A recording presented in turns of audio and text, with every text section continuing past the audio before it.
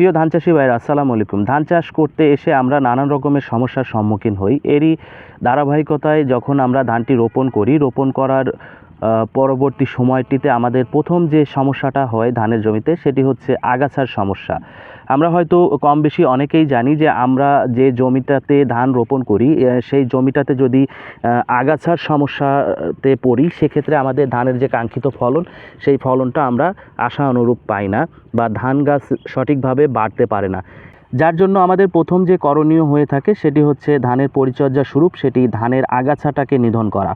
তো প্রিয় দর্শক, এই যে আগাছাটা, এই আগাছাটার সম্পর্কে কিছু গুরুত্বপূর্ণ ইনফরমেশন আপনাদেরকে দেওয়ার চেষ্টা করব। আশা করি আমার ভিডিওটি আপনাদের ভালো লাগবে। আমার চ্যানেলটিতে যারা নতুন তারা আমার চ্যানেলটি সাবস্ক্রাইব করবেন, আর আমার চ্যানেলটি যারা সাবস্ক্রাইব করেছেন তাদেরকে আন্তরিক ধন্যবাদ জানাচ্ছি। তো প্রথমত যে বিষয়টি আমি আপনাদের সঙ্গে শেয়ার করব সেটি হচ্ছে আমাদের প্রথমত জানতে হবে আগাছাটার কী। অবশ্যই আগাছাটা আমাদের ধানের ক্ষতি করে থাকে, কিন্তু আগাছাটা কিন্তু আমাদের কাঙ্ক্ষিত যে ফসল ধান, সেই ধানের সঙ্গে কম্পিটিশন তৈরি করে।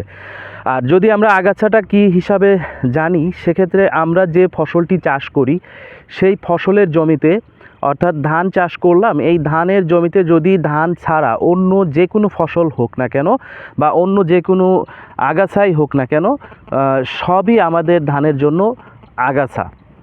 যদি এক কথায় বলি, উত্তর দিতে যাই, সংজ্ঞায়িত করতে চাই, তাহলে কাঙ্ক্ষিত ফসল ছাড়া যে অনাকাঙ্ক্ষিত ফসলগুলোই হোক না কেন, সেগুলোকেই আমরা আগাছা হিসাবে বলে থাকি।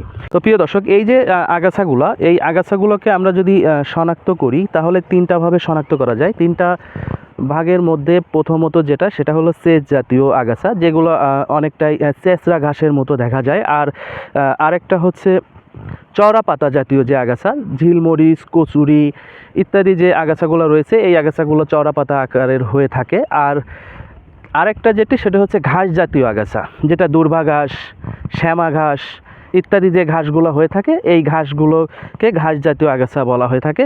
তো মূলত তিনটা ভাগে আগাছাটাকে আমরা শনাক্ত করি, তবে এর মধ্যে অনেক রকমের অনেক প্রকারের আগাছা রয়েছে যেগুলো আমাদের ধানের প্রত্যক্ষভাবে ক্ষতি করে থাকে। তো প্রিয় দর্শক, এই যে ধানের যে আগাছা, এই আগাছাগুলো আমাদের দমন করতে হবে, তা না হলে আমাদের এই আগাছাগুলো ধানের জমিতে ধানের বৃদ্ধিটা ব্যাহত করবে। আমরা ধান রোপণের পর যখন 14 থেকে 20 দিন বয়স হয়, এই সময়টাতে আমরা বিভিন্ন রকমের রাসায়নিক সার দিয়ে থাকি। সেই যে রাসায়নিক সারগুলো আমরা দেওয়ার সময় যদি আমাদের জমিতে আগাছাটা থেকেই যায়, তাহলে আমরা যে রাসায়নিক সারগুলো দিচ্ছি, সেই রাসায়নিক সারগুলো ধান সঠিকভাবে গ্রহণ করতে পারবে না। আগাছা আপনার সেই রাসায়নিক সারগুলো গ্রহণ করবে, যার ফলে আমাদের অর্থের অপচয় হবে, আমাদের ধানটা সঠিকভাবে বাড়বে না, ধানের ফলন কমে যাবে, বিভিন্ন রকমের পোকামাকড়ের আক্রমণ হবে, বিভিন্ন রকমের রোগের আক্রমণ হবে, আলো বাতাস ঢুকতে পারবে না, যার ফলে আমাদের ধানের জমিতে প্রচুর পরিমাণে যে বাদামি গাছ ফড়িংয়ের আক্রমণ, সেই বাদামি গাছ ফড়িংয়ের আক্রমণটা হবে। তো সেক্ষেত্রে আমরা অবশ্যই সচেতনতার সঙ্গে আমাদের ধানের জমির আগাছাটা নিধন করার চেষ্টা করব। আর আগাছাটা নিধন করার জন্য আমরা যে উপাদানগুলো ব্যবহার করতে পারি, বা যে পদ্ধতিগুলো আমরা ব্যবহার করতে পারি, সেটা হচ্ছে মানুষের মাধ্যমে, হাতের মাধ্যমে যে আগাছাগুলো উঠানো, সেই প্রক্রিয়াটাও আমরা গ্রহণ করতে পারি। তবে এই প্রক্রিয়াটা অনেকটাই এখন বিলুপ্তর দিকে, কারণ লেবার সংকটের কারণে আমরা অনেকটাই আমাদের জমির যে আগাছাগুলো মানুষের দ্বারা নিধন করার সেটি করতে পারি না। আবার মানুষ অনেক সময় যে আগাছাগুলো উঠিয়ে ফেলে, সেই আগাছাগুলো সঠিকভাবে উঠে না, যার ফলে আবার পরবর্তী সময় ওই জমিতে আগাছা দেখা যেতে পারে। তো আধুনিক পদ্ধতি হিসাবে যদি আমরা অ্যানালাইসিস করি, সেক্ষেত্রে আমাদের ধানের জমিতে বর্তমান সময়ে যে আগাছানাশকগুলো রয়েছে, সেই আগাছানাশকগুলো ব্যবহার করার মাধ্যমে সহজেই সঠিক সময়ে সমস্ত জমিতে আগাছাগুলো দমন করতে পারি।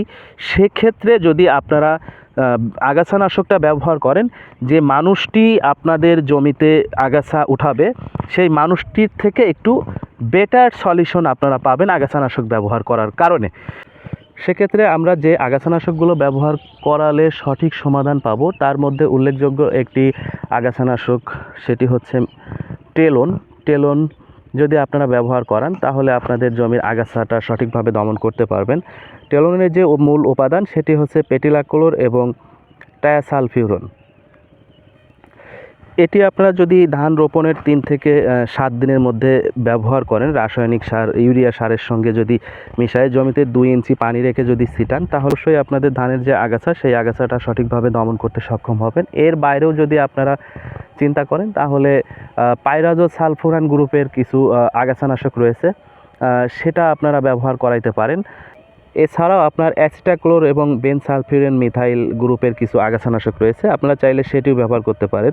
তো এই যে আগাছানাশকগুলো, এই আগাছানাশকগুলো যদি আপনারা সঠিকভাবে ব্যবহার করেন তাহলে আপনাদের ধানের আগাছাটাও মুক্ত রাখতে পারবেন এবং ধানের পরবর্তী যে বৃদ্ধি পর্যায় সেই বৃদ্ধি পর্যায়টা ব্যাহত হবে না, সঠিকভাবে ধান বাড়বে এবং পরবর্তী সময়ে ধানের ফলনও সঠিকভাবে হবে। তো প্রিয় দর্শক, আশা করি আগাছা নিয়ে কিছু গুরুত্বপূর্ণ তথ্য আপনাদেরকে দেওয়ার চেষ্টা করলাম, আপনারা হয়তো বিষয়টি বুঝতে সক্ষম হয়েছেন। তো এরকম ধানের নতুন নতুন ভিডিও পেতে আমার চ্যানেলটি সাবস্ক্রাইব করে পাশেই থাকবেন। দেখা হবে পরবর্তী ভিডিওতে, সেই পর্যন্ত ভালো থাকবেন, সুস্থ থাকবেন। আসসালামু আলাইকুম।